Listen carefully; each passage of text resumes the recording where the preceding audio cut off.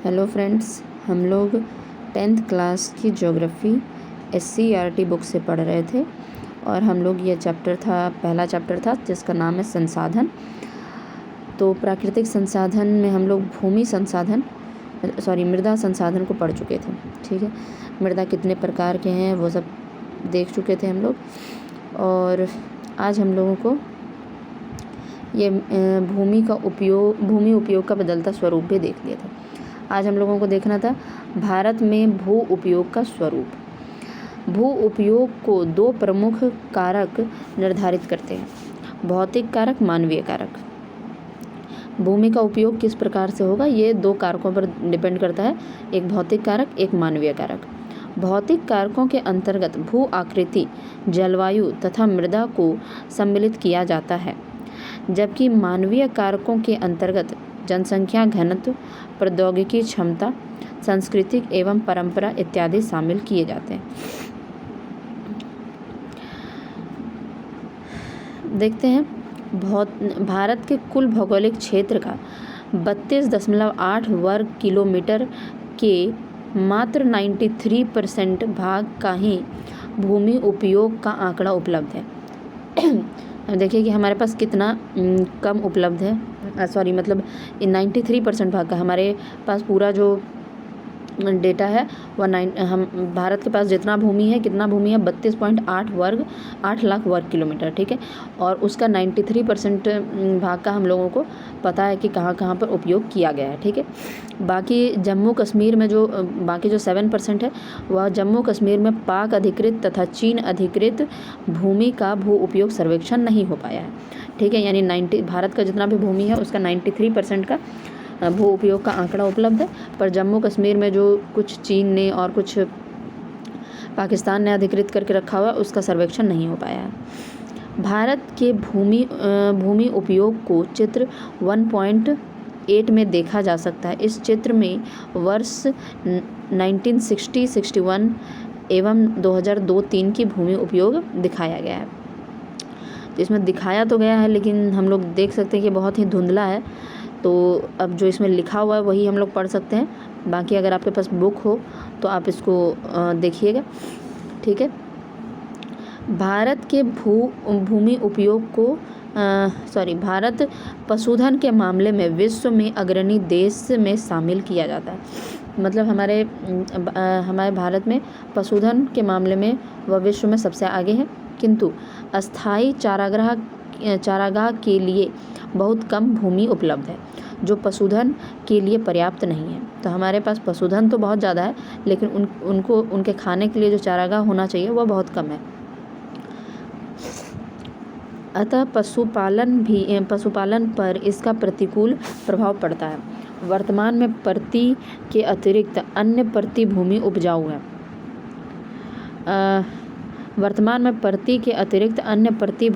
अनुपजाऊ है। ऐसी भूमि में 2-3 वर्ष में अधिक से अधिक 2 बार बोए जा सकते हैं। अगर ऐसी भूमि को भी शुद्ध बोया गया क्षेत्र में शामिल कर लिया जाए तब भी वर्तमान उपलब्ध क्षेत्रफल का मात्र 54% भूमि ही कृषि योग्य है। तो देखिए हमारे पास जो अभी वर्तमान में प्रति भूमि है वह काफ़ी सारा प्रति भूमि जो है वह अनुपजाऊ है। मतलब जो भूमि को खाली छोड़ दिया गया है, वर्तमान प्रति भूमि के अतिरिक्त अन्य प्रति भूमि अनुपजाऊ है। ठीक है, जितना भी अभी प्रति भूमि है उसमें कुछ अनुपजाऊ है। तो इस भूमि में ज़्यादा मतलब कि उत्पादन किया नहीं जा सकता है। 2-3 वर्ष में ज़्यादा से ज़्यादा 1-2 बार मतलब बोया जा सकता है, मतलब 2 बार इसमें बताया गया कि बोया जा सकता है। तो अगर हम उसको भी शुद्ध बोया गया क्षेत्र में शामिल कर लें तो 54% भूमि ही कृषि योग्य है। कहने का सीधा मतलब यह है कि शुद्ध कृषि बोया गया क्षेत्र में कुछ ऐसा भी क्षेत्र ले लें जिनमें कि कम फसल बोया जाता है, तो उस भूमि को भी लेने के बाद 54% भूमि ही कृषि योग्य है। शुद्ध बोए गए क्षेत्र के विस्तार में भी सभी राज्यों में पर्याप्त विविधता है। पंजाब एवं हरियाणा में कुल भूमि के 80% भाग पर खेती होती है, जबकि अरुणाचल प्रदेश, मिजोरम, मणिपुर एवं अंडमान निकोबार द्वीप समूह में 10% से भी कम क्षेत्र में खेती होती है। तो जो शुद्ध बोया गया क्षेत्र है उसमें भी देखिए हरियाणा पंजाब में बहुत ज़्यादा खेती होता है, 80% भाग पर खेती होता है। और अरुणाचल प्रदेश, मिजोरम, मणिपुर एवं अंडमान निकोबार इस तरह का जो जगह है इसमें केवल 10% क्षेत्र पर ही खेती हो पाता है। किसी भी देश में पर्यावरण संतुलन के लिए उसके क्षेत्र में 33% भूभाग पर वन विस्तार वांछित है। मतलब किसी भी देश का पर्यावरण को संतुलित रखने के लिए उसका जितना भी क्षेत्र है, मान लीजिए कि अगर 100 वर्ग किलोमीटर है तो यानी कि उसका 33% भाग पर क्या होना चाहिए, वन होना चाहिए। इस निर्धारित सीमा को हासिल करने के लिए राष्ट्रीय वन नीति 1952 भी बनाया गया है। तो जो राष्ट्रीय वन नीति 1952 है वह किस काम के लिए बनाया गया? वह इसी काम के लिए बनाया गया कि भारत में 33% भाग पर वन लगाया जाए। ठीक है, आज भी मात्र 20% भूभाग पर वन का विस्तार किया जा सका है, जो कि पर्यावरणीय विनाश की ओर संकेत कर रहा है। ठीक है, मतलब कि 33% पर होना चाहिए पर अभी भी 20% ही है। ये बुक शायद थोड़ा सा पुराना है इसलिए इसमें 20% दिया हुआ है, लेकिन असल में 23% के आसपास हो चुका है। ठीक है, तो फिर भी बहुत कम है, 33% चाहिए और भी 10% दूर है हम लोग। पर्यावरण विनाश की ओर संकेत कर रहा है। ठीक है, वन पर्यावरण संतुलन के साथ साथ लोगों की आजीविका के भी स्रोत है। मतलब वन किस लिए? वन एक तो पर्यावरण संतुलन के लिए ज़रूरी है, उसके बाद आजीविका के भी स्रोत हैं। जो जनजातीय लोग हैं उनके आजीविका का भी स्रोत है। बंजर भूमि एवं गैर कृषि प्रयोजन कार्य में संलग्न भूमि लगातार समस्या को बढ़ाने में मदद कर रहे हैं। पथरीली चट्टानें, शुष्क एवं मरुस्थलीय बंजर भूमि है, तो इस भूमि पर संस्कृति का गैर नियोजित विकास भूमि संरक्षण एवं प्रबंधन के मानकों की अवहेलना कर रहा है। मानव अधिवास का निर्माण, संचार साधन के विकास, उद्योग धंधे की स्थापना, उत्सर्जित पदार्थों का निपटान, भू संसाधन के निम्नीकरण एवं अप्रत्याशित सहयोग करता है। इन कारकों से समाज एवं पर्यावरण दोनों पर आपदा की काली छाया पड़ने लगी है। तो बता रहा है कि जो भी मतलब कि जो गैर कृषि वाला भूमि है, यानी कि जिस पर कृषि नहीं किया जा रहा, उस पर मानव अधिवास का निर्माण मतलब ज़्यादा किया जा रहा है। संचार साधन का विकास हो रहा है, उद्योग धंधों की स्थापना की जा रही है, और जितना भी उससे उद्योग धंधों से जो उत्सर्जित पदार्थ है उसको भूमि पर छोड़ दिया जा रहा है, जिसके कारण भूमि निम्नीकरण होते जा रहा है। ठीक है, यानी कि उसका वह खराब होते जा रहा है वह भूमि।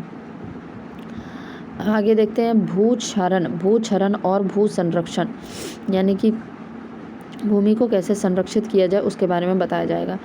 मृदा को अपने स्थान से विविध क्रियाओं द्वारा स्थानांतरित होने भूक्षरण कहलाता है। यानी कि मृदा जो है जब अपर्दन हो जाता है मृदा का, तो एक स्थान से वो दूसरे स्थान में चले जाता है। मृदा को अपने स्थान से विविध क्रियाओं द्वारा, मतलब जैसे बहुत ज़्यादा हवा के कारण या बाढ़ के कारण जब मृदा का अपर्दन हो जाता है तो उसको कहते हैं भूक्षरण। यह विविध प्राकृतिक कारकों जैसे गतिशील जल, पवन, हिमानी और समुद्रिक लहरों द्वारा एक प्रकार की मृदा चोरी है। मृदा चोरी कैसे है? जैसे एक जगह से मृदा को ऊपरी परत को उठा के और कहीं और लेके चला जाता है, तो यह एक प्रकार की मृदा चोरी है। गुरुत्व बल के प्रभाव से भी पहाड़ी ढलानों पर मृदा नीचे की ओर संलखित होती है। मतलब पहाड़ से भी मृदा क्या होता है, ऊपर से नीचे की ओर गिरता है। पर्यावरणीय समस्या से जलवायु परिवर्तन, भूतापन जैसी भयावह स्थितियां पैदा हुई है, जिसकी वजह से अनावृष्टि या अतिवृष्टि पैदा होती है। तो यहाँ क्या कह रहा है? पर्यावरणीय समस्या से भी जलवायु परिवर्तन, भूतापन जैसी भयावह स्थिति पैदा हुई है। मतलब पर्यावरण में जो समस्या फैल रहा है, यानी ग्लोबल वार्मिंग का बात कर रहा है, जिससे जलवायु परिवर्तन हो रहा है, और भूतापन यानी वही ग्लोबल वार्मिंग हो रहा है, जिसके कारण बहुत ही भयंकर स्थिति पैदा हो रहा है, जिसकी वजह से क्या होता है, कभी कभी बहुत ज़्यादा बारिश हो जाता है और कभी कभी बिल्कुल बारिश नहीं होता है। अनावृष्टि से मृदा की नमी एवं सांस्तरिक संगठन का लोप हो जाता है और धीरे धीरे मृदा शुष्क होकर प्रकृति के अपरदनकारी दूतों द्वारा भूक्षरित कर लिया जाता है। मतलब बहुत दिनों तक अगर बारिश ना हो तो वह मिट्टी क्या होगा, वह बिल्कुल सूख जाएगा और उसके बाद उसका अपरदन हो जाएगा। अपरदन मतलब एक जगह से दूसरी जगह वह उड़कर या किसी और तरीके से पहुंच जाएगा। तीव्र वर्षा से भी मृदा का कटाव को अवनालिका के माध्यम से किसी खड्ड या खाड़ी में जमा कर दिया जाता है। अब बहुत ज़्यादा बारिश भी हुआ तो क्या हुआ, वह बहा के और किसी गड्ढे में या खाड़ी में ले जाकर जमा कर देता है। भारत में इस प्रकार से लगभग 13 करोड़ हेक्टेयर भूमि का नुकसान हुआ है। 13 करोड़ हेक्टेयर भूमि इसी प्रकार से, यानी कि निम्नीकरण, यानी कि ये जो अपरदन के कारण ही 13 करोड़ हेक्टेयर भूमि का नुकसान हो चुका है। इस निम्नीकृत भूमि का 28% क्षेत्र वन के अंतर्गत तथा 56 क्षेत्र जल अंतर्गत है।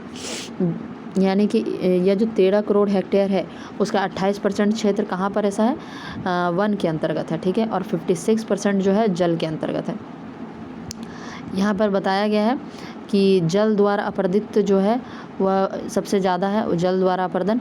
उसके बाद आता है वनों द्वारा निम्नीकृत 28% और लवन व क्षारीय क्षेत्र 6% है और वायु द्वारा अपरदित क्षेत्र जो है वह 10% है। तो यह परसेंटेज आप याद रखिएगा कि 50% जो है वह जल द्वारा अपरदित हो रहा है, ठीक है, और वनों द्वारा अपरदित निम्नीकृत हो रहा है या अपरदित हो रहा है, मतलब वन के कटाई करने के कारण वह 28% है। लवन या क्षारीय क्षेत्र कितना है, 6% और वायु द्वारा अपरदित क्षेत्र जो है वह 10% है। यह पूरा जो है क्या बोलते हैं, भारत में जो बंजर भूमि है उसका रिकॉर्ड दिखाया गया है कि 50% जल द्वारा अपरदित क्षेत्र है, जिसके कारण वह बंजर हो गया है। वनों का कटाई होने के कारण 28% जो भूमि है वह बंजर हो गया है। फिर लवन एवं क्षारीय क्षेत्र के कारण 6% और यहाँ पर 10% जो है वायु द्वारा अपरदित क्षेत्र है। आगे देखते हैं हम लोग। शेष क्षेत्र या जो लवणीय या क्षारीय स्थिति में है या मानव क्रियाकलाप से निम्नीकृत हो गए हैं।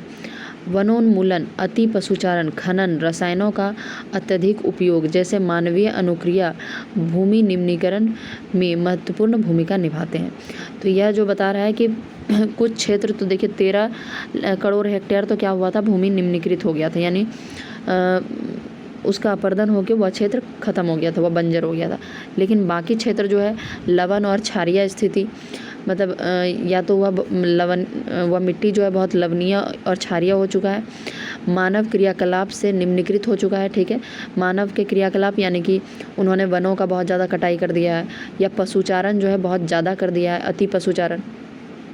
खनन के कारण वह एरिया, अगर कहीं पर खनन किया जाएगा तो उसमें भी आप कृषि नहीं कर सकते हैं। रसायनों का अत्यधिक उपयोग, रसायन का इतना अधिक उपयोग अपनी कृषि में किया गया है कि उसका नुकसान हो गया है, मतलब अब उसमें उत्पादक क्षमता कम हो गई है।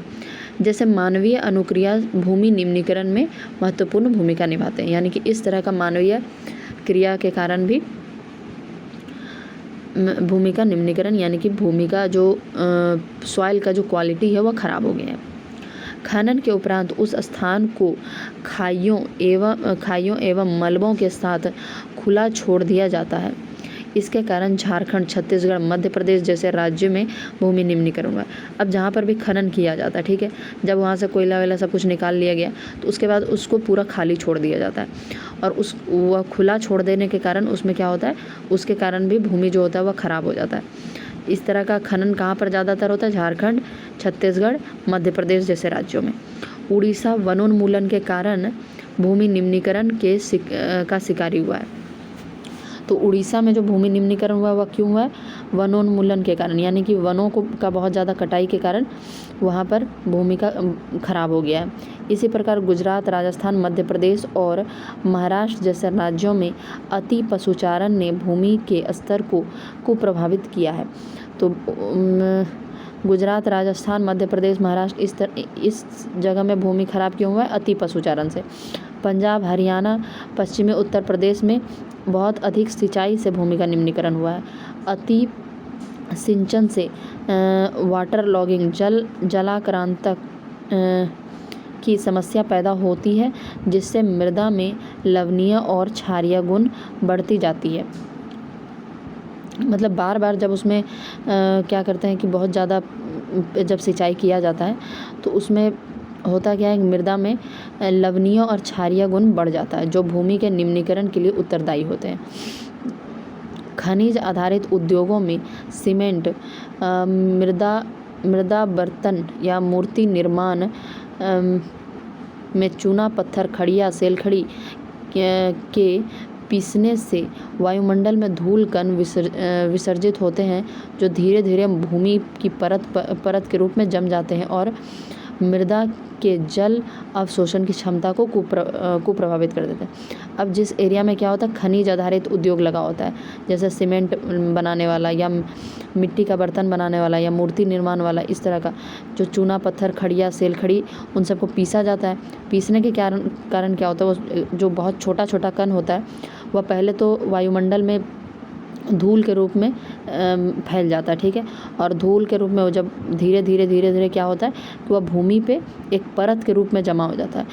और परत के रूप में जमा होने के कारण क्या होता है कि अब वह मिट्टी जो है वह जल का अवशोषण करने में अवशोषण नहीं कर पाती है, ठीक है, जिसके कारण कि मिट्टी खराब हो जाता है।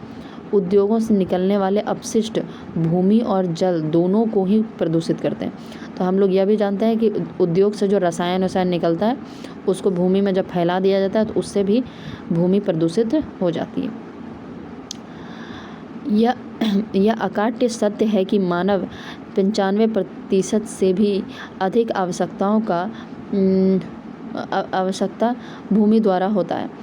जीवन की उत्पत्ति एवं विकास के लिए अनुकूल परिस्थितियां मृदा में सुलभ होते हैं। तो हम लोग जानते हैं कि जो भी मतलब कि मृदा हमारे लिए बहुत ज़्यादा महत्वपूर्ण है। और जीवन की उत्पत्ति यानी कि अगर हम लोग को जैसे कोई पेड़ पौधा कुछ भी उगाना है तो वह मिट्टी के ही पोषक तत्व से वह बड़ा होता है और मिट्टी से ही हम लोगों को पोषक तत्व मिलते हैं। यही हमारे पूर्वजों ने भी इस भूमि का उपयोग इस संदर्भ में किया और उनकी संतति के रूप में वर्तमान पीढ़ी भी लाभान्वित हो रही है। तो अब हमारे पूर्वजों ने इस मिट्टी का सही तरीके से उपयोग किया था, इसलिए अभी हम लोगों को थोड़ा बहुत अच्छा मिट्टी मिल पा रहा है। लेकिन अगर हम लोग गलत तरीके से प्रयोग करेंगे तो हो सकता है हमारे आगे आने वाली पीढ़ी को बहुत मतलब कि परेशानी हो। इतना ही नहीं, भावी पीढ़ी के लिए भी यह आधार स्तंभ बनी रहेगी। भोजन, वस्त्र, आवास जैसी अनिवार्य आवश्यकताओं की आपूर्ति के अतिरिक्त मानव ने जो अपनी लिप्सा बढ़ाया है उससे भूमि का निम्नीकरण होता जा रहा है। तो यह सब जितना भी हम लोग पहले भी संसाधन के बारे में देख चुके हैं कि जब लालच के कारण लोग जो है संसाधन का बहुत ज़्यादा दुरुपयोग करते हैं। साथ ही साथ इसे बढ़ावा देने वाले प्राकृतिक ताकतों को भी बढ़ावा मिल रहा है। अतः भूमि निम्नीकरण आधुनिक मानव सभ्यता के लिए एक विकट समस्या है। इसका संरक्षण हमारे लिए चुनौती है, किंतु सृष्टि को अक्षुण्ण बनाए रखना है तो चुनौती स्वीकार करते हुए संरक्षण पर ध्यान देना आवश्यक है। संरक्षण के लिए विविध तरीके हो सकते हैं। अब हम लोग तरीकों के बारे में जानते हैं कि मिट्टी को खराब होने से हम लोग कैसे बचा सकते हैं। संरक्षण के विविध तरीके हो सकते हैं जो मानवीय क्रियाकलाप द्वारा अनुप्रयोग में लाया जा सकता है। फसल चक्रण द्वारा मृदा के पोषक स्तर को बरकरार रखा जा सकता है। फसल चक्रण क्या होता है कि अलग अलग समय में अलग अलग मतलब फसल लगाते रहना, जैसे कि गेहूँ, कपास, मक्का, आलू आदि के लगातार उगाने से मृदा का ह्रास उत्पन्न है। तो फसल चक्रण का मतलब क्या है कि एक बार आलू कपास इस तरह का चीज़ लगा दिए, फिर दलहन या तिलहन लगा दिए, ठीक है। इसे तिलहन और दलहन पौधों की खेती द्वारा पुनः प्राप्त किया जा सकता है। मतलब कभी कभी आप इस आलू गेहूँ मक्का इस तरह का चीज़ लगा दिए, फिर उसके बाद तिलहन और दलहन जैसे पौधों की खेती कर दी है, जिससे कि नाइट्रोजन स्थिरीकरण हो गया। आप लोग नाइट्रोजन फिक्सेशन के बारे में साइंस में पढ़ते होंगे। तो इससे क्या हुआ, मिट्टी को नाइट्रोजन मिल गया। इससे नाइट्रोजन का स्थिरीकरण होता है। देखिए यहाँ लिखा हुआ भी है, पहाड़ी क्षेत्रों में समोच्च जुताई काउंटर प्लॉफिंग द्वारा मृदा अपरदन को रोका जा सकता है। तो क्या होता है कि पहाड़ी क्षेत्रों में क्या होता है कि काउंटर प्लॉफिंग, यानी कि यह किस तरह का जुताई होता है, मतलब पहाड़ जिस तरीके से बना हुआ है, ठीक है, उसी तरीके से हम लोग उसकी जुताई नहीं करते हैं। पहाड़ के चारों तरफ गोल गोल टाइप सा उसका जुताई किया जाता है। समोच्च जुताई इसको कहते हैं, ठीक है, काउंटर प्लॉफिंग। यानी कि पहाड़ जैसे गोल गोल टाइप का बना हुआ है, मान लीजिए कि एक पहाड़ है, उसके गोल गोल से हम लोग उसमें जुताई करते हैं, ठीक है, लंबा लंबा जुताई नहीं करते हैं। मृदा की सतत गुणवत्ता बनी रहे, इसके लिए वर्षा जल का संचयन, पृष्ठीय जल संरक्षण, भूमिगत जल की पुनरावृत्ति का प्रबंधन आवश्यक है। यानी कि मृदा का जो जल का स्तर है, तो वर्षा जल का जब हम लोग संचय करेंगे और भूपृष्ठ जल का संरक्षण करेंगे, यानी भूमि पर जो जल आता है उसका संरक्षण करेंगे। भूमिगत जल की पुनरावृत्ति यानी वाटर लेवल जो है, अंडरग्राउंड वाटर लेवल, उसका भी प्रबंधन करेंगे। तो इससे मृदा की गुणवत्ता को बनाए रखा जा सकता है। आधुनिक सिंचाई पद्धति को अपनाकर मृदा एवं जल दोनों को संरक्षित किया जा सकता है।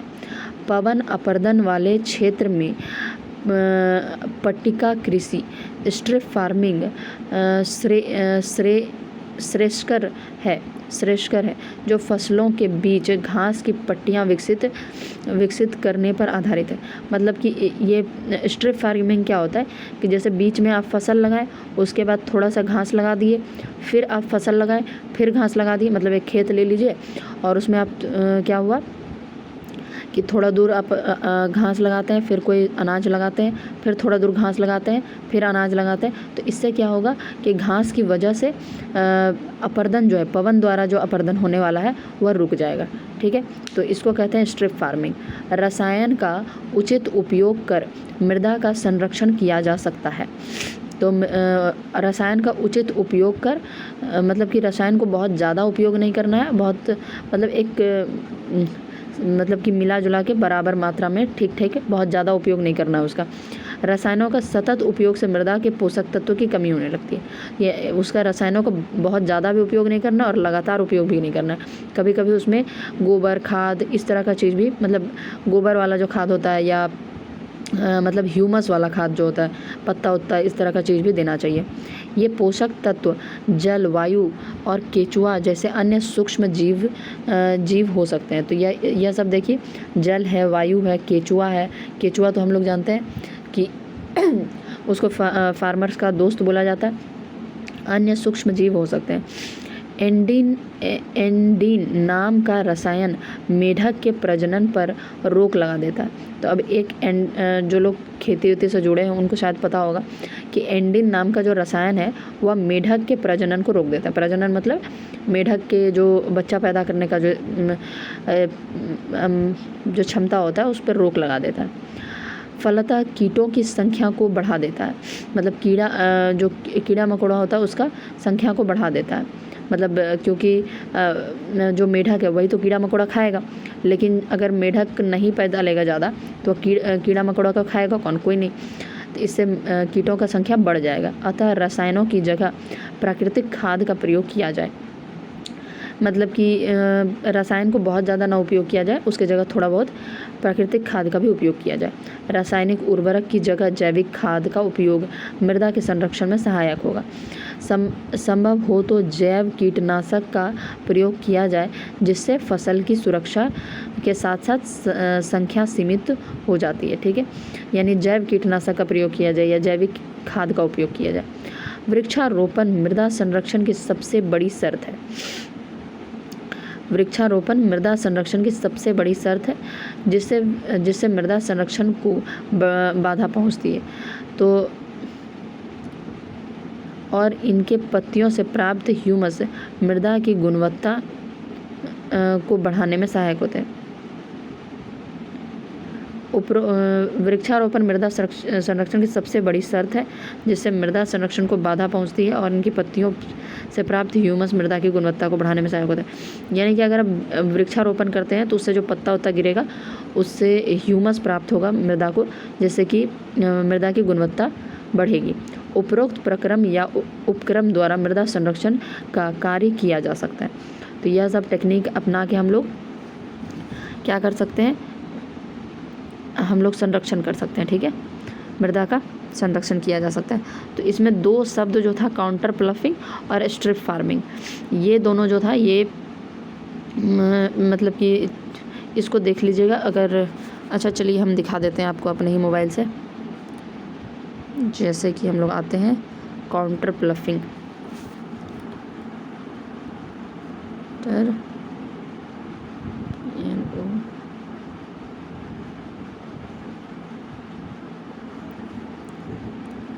इसका फ़ोटो देख लीजिए। देखिए ये फ़ोटो में सही से दिखाया गया है। देखिए ये एक पहाड़ है, ठीक है, ये पहाड़ है, इसी के चारों तरफ गोल गोल टाइप से काउंटर प्लफिंग किया जाता है। ठीक है, अगर लंबा लंबा अगर कर देंगे तो क्या होगा कि इससे पानी बह जाएगा। ठीक है, और पानी बहेगा तो मृदा का भी अपर्दन हो जाएगा। अब ये क्या हुआ, गोल गोल तरीके से किए हैं तो इससे पानी बहुत फ्लो में बह नहीं पाएगा और इससे नहीं हो मतलब मृदा अपर्दन को रोका जा सकता है। अब हम लोग काउंटर प्लफिंग देख लिए, उसका स्ट्रिप फार्मिंग देखते हैं।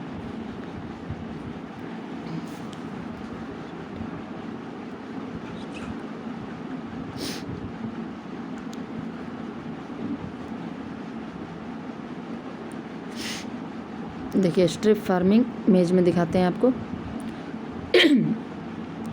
ये देखिए कैसे किया जा रहा है स्ट्रिप फार्मिंग।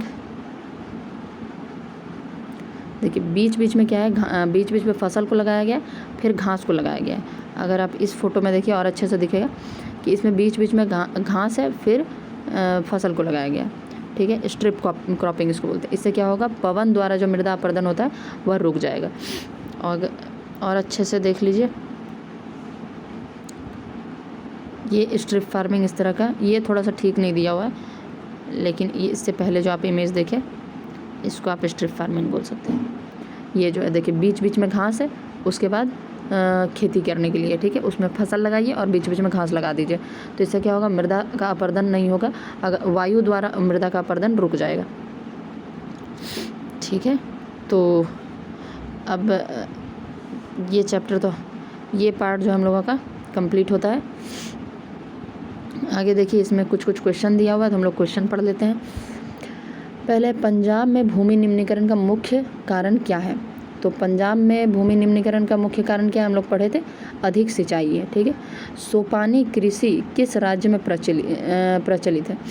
तो मतलब सोपानी कृषि कहाँ पर प्रचलित है? तो उत्तराखंड में। ठीक है, क्योंकि उत्तराखंड में क्या होगा, वो सीढ़ी नुमा कृषि किया जाएगा। वो जहाँ पर पहाड़ रहता है वहाँ पर सीढ़ी नुमा कृषि की जाती है। उसके बाद आते हैं हम लोग, मरुस्थलीय मृदा का विस्तार निम्न में से कहाँ है? तो मरुस्थलीय मृदा का विस्तार हो जाएगा राजस्थान में सबसे ज़्यादा है। मेढक के प्रजनन को नष्ट करने वाला रसायन कौन सा है? तो एंड्रीन रसायन जो है वह मेढक के प्रजनन को नष्ट कर देता है। काली मृदा का दूसरा नाम क्या है? रेगून मृदा भी कहते हैं इसको। ठीक है, तो इसको अगर आप ठीक से, यह दो या तीन पार्ट था, तीन पार्ट था इसका पूरा।